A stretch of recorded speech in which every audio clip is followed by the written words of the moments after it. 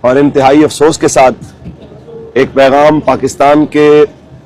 ہر جگہ پہ رہنے والے کارکنان کو بالخصوص اور تمام مسلمانوں کو بالعموم کہ موجودہ حکومت کی اخلاقی گراوٹ اس حد تک ہو چکی ہے کہ جس وقت پتہ ہے کہ قبلہ بابا جی کا گھرانہ دونوں شہزادگان یہاں پہ موجود ہیں، وہاں پہ مدرسے کے طلباء بھی یہاں پہ ہیں، کوئی وہاں پہ ہے بھی نہیں، تو وہاں پہ جا کے قبلہ بابا جان کے مزار پہ حملہ کیا گیا اور رینجر وہاں پہ مسجد میں بوٹوں کے سمیت داخل ہوئی ہے اور وہاں پہ بابا جان کے گھر کے دروازے توڑے گئے ہیں۔ یہ کیا آپ کر رہے ہیں؟ اس کو آپ دکھا کے یہ بدماشی اور یہ گنڈا گردی کر کے آپ کیا ثابت کرنا چاہتے ہیں؟ میں حکومت کو کہنا چاہتا ہوں کہ آپ یہ ذہن میں رکھیں کہ سدا بادشاہی میرے رب کی، آپ کی ان بدماشیوں کے ساتھ